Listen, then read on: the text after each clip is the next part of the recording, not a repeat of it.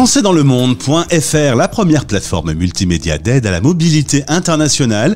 Bienvenue sur notre podcast, je suis Gauthier Seyss et j'ai le plaisir de passer 10 minutes avec Sophie Gidrol, direction le Kenya. 10 minutes, le podcast des Français dans le monde. françaisdanslemonde.fr. La dernière fois que j'ai échangé avec Sophie, elle était sur l'île Maurice. On parlait un peu de l'île Maurice, c'est vrai que c'est une île, de temps en temps c'est bien de changer aussi. La voilà installée depuis 8 mois au Kenya. Bonjour Sophie. Bonjour Gauthier. Alors c'est vrai qu'on se lasse un peu des îles de temps en temps. Au bout d'un moment, on a envie de bouger un peu plus loin que là où se trouve l'océan. Alors c'était merveilleux comme étape, mais en effet, c'est aussi chouette de retrouver un continent. Et si je te parle des apéro-plages, tu verses une petite larme ? Une petite larmichette, tout à fait. Apéro-plage et coucher de soleil, c'est vrai que ça donne un autre horizon et c'est très agréable, mais c'est un temps révolu. Ce n'est plus le cas actuellement. Alors, le marié, les 3 enfants, et puis toi, vous vous êtes installé donc au Kenya, à Nairobi, pour être précis. Bon, il y a de jolis couchers de soleil aussi là-bas. Oui, mais c'est une grande ville. Quand même la New York africaine, donc il faut savoir s'extraire pour arriver à avoir un petit peu plus de dégagement. En même temps, s'appeler Sophie et voir régulièrement des girafes, voilà, ça y est, ça c'est fait. On a tous eu une Sophie dans sa vie, petit. T'adorais cet animal depuis toute petite. Tes parents ont dit, voilà, t'aimais bien la girafe, t'en as près de chez toi. Exactement. C'était signé, voilà. C'est mon animal totem, la girafe. Donc, on est au bon pays pour avoir autant de contacts que nécessaire. On grimpe pas sur le dos des girafes pour faire des promenades, ça n'existe pas, ça, j'ai jamais vu. Alors non, et vraiment heureusement, mais par contre c'est quand même un animal qui a le plus gros cœur. Enfin, je sais pas si tu es au courant, mais il a un énorme cœur par rapport à sa taille, parce qu'en fait sa tête est tellement haute que quand il boit, il faut que le sang aille pomper dans les deux sens pour envoyer aussi bien en haut qu'en bas. Et donc voilà, c'est l'animal au très gros cœur, et je trouve ça magique de voir ça. Cela dit, dans ton métier, c'est mieux quand on a un cœur gros comme ça, parce que on doit pouvoir passer des étapes parfois difficiles. On va parler du deuil. C'est un sujet que nous avions déjà abordé en février passé. Tu es à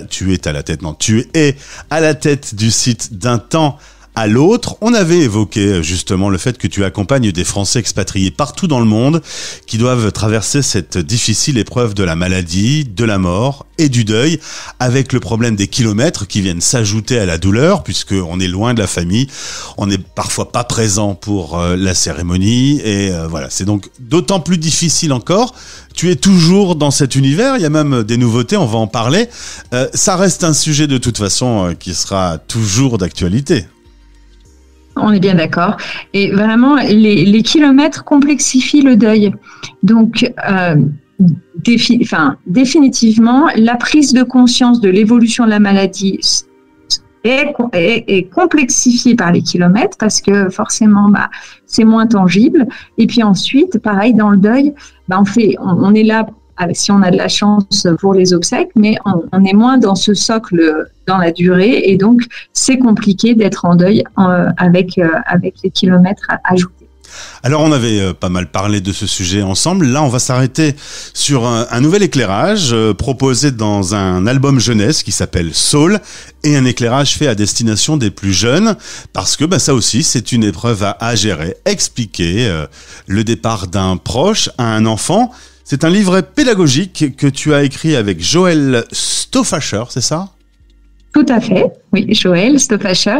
Oui, c'est Joël qui a écrit l'album, et ensuite nous avons créé la partie pédagogique ensemble, parce que c'est donc un outil vraiment à destination des familles pour pouvoir parler du sujet sereinement et pas se retrouver juste avec l'histoire et ensuite les questions des enfants et de se dire oh là là mince, qu'est-ce que je vais lui dire, j'avais pas anticipé cette question-là.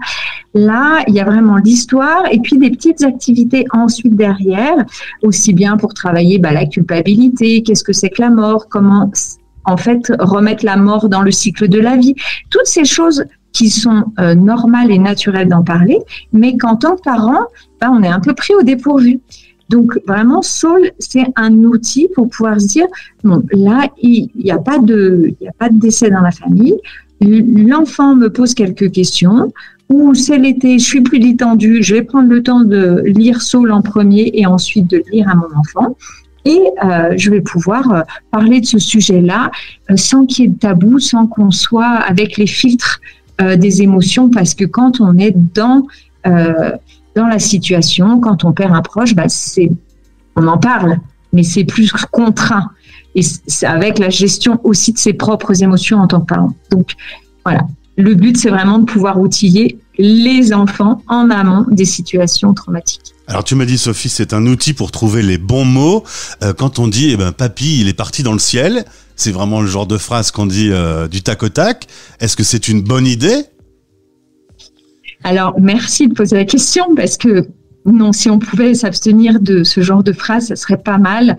En fait, on a l'impression, nous adultes, d'adoucir en disant il s'est endormi pour toujours, il est allé au ciel. C'est des métaphores qui peut-être sont plus faciles pour nous en tant qu'adultes à dire, mais pour l'enfant, c'est un petit peu pressant, c'est un monde inconnu. C'est-à-dire que si on a perdu grand-père, on le cherche et on le trouve.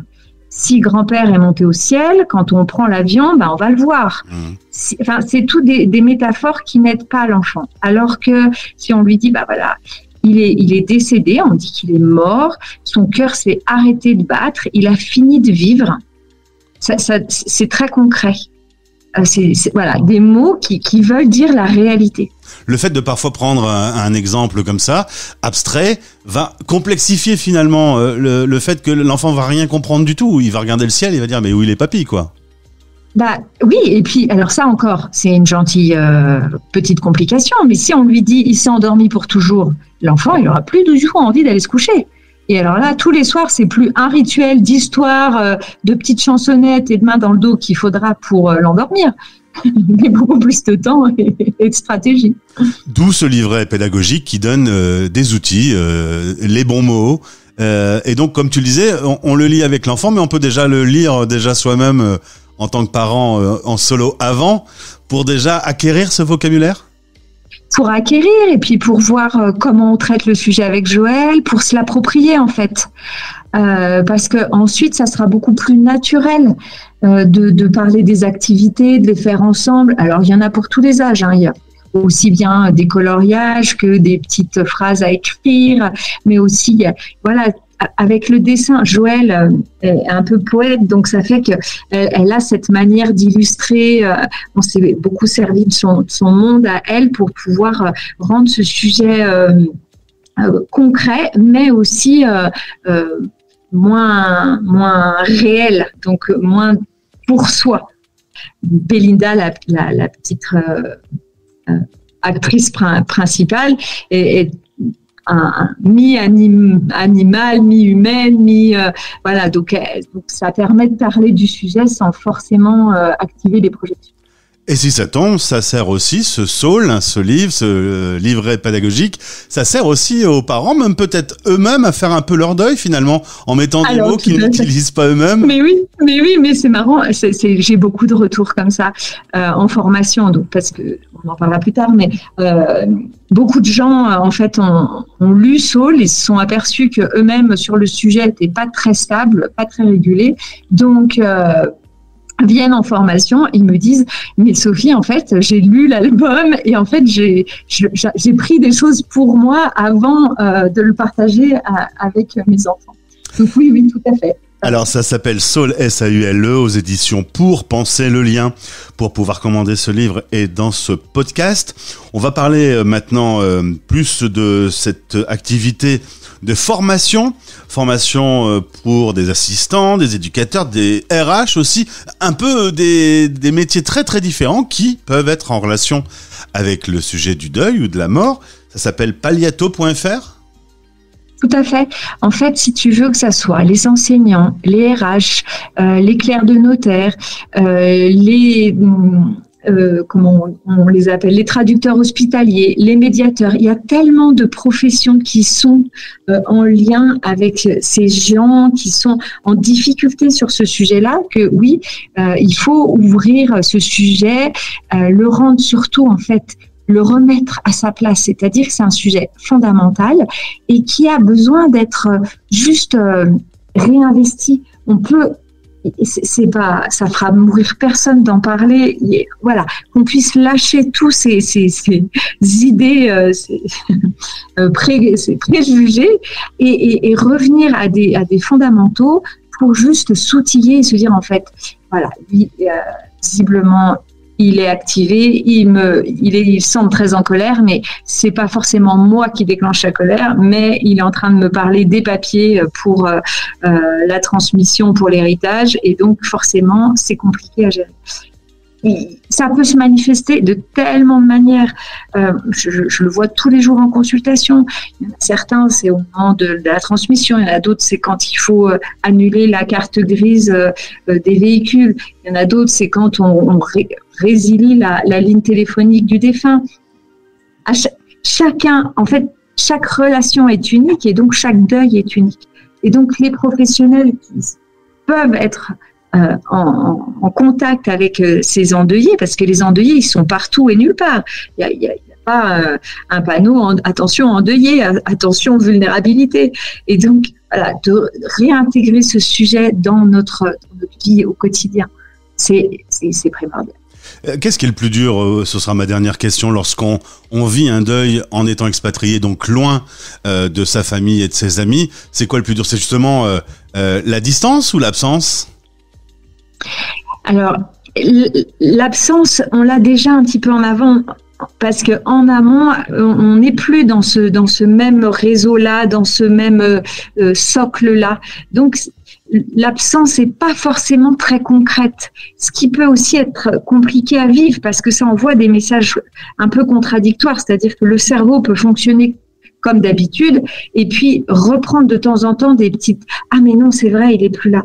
Et ce temps-là qui existe déjà dans le deuil, j'ai envie de dire normal quand on est en géographie proche, est complexifié en géographie lointaine, parce que ça va être moins concret, et donc il va falloir vraiment faire un effort de conscientisation, de dire, oui, je le sais, il est décédé, mais tous les endeuillés ont le réflexe les premiers temps de prendre le téléphone pour l'appeler, lui dire « Ah, je vais lui raconter ». Voilà. Et encore plus avec les kilos. En tout cas, si vous traversez cette épreuve et que c'est un peu dur pour vous, Sophie est à votre disposition. On remet le lien de ton site web et donc je vous rappelle également le lien pour l'album jeunesse. Merci Sophie, je vais te laisser avec tes girafes du coup. Hein. Oui, merci Gauthier. Au plaisir et puis voilà, merci de cet échange parce que pour moi c'est vraiment une mission de vie, donc tu l'as compris. Merci. Eh ben merci à toi. Français dans le monde, Français dans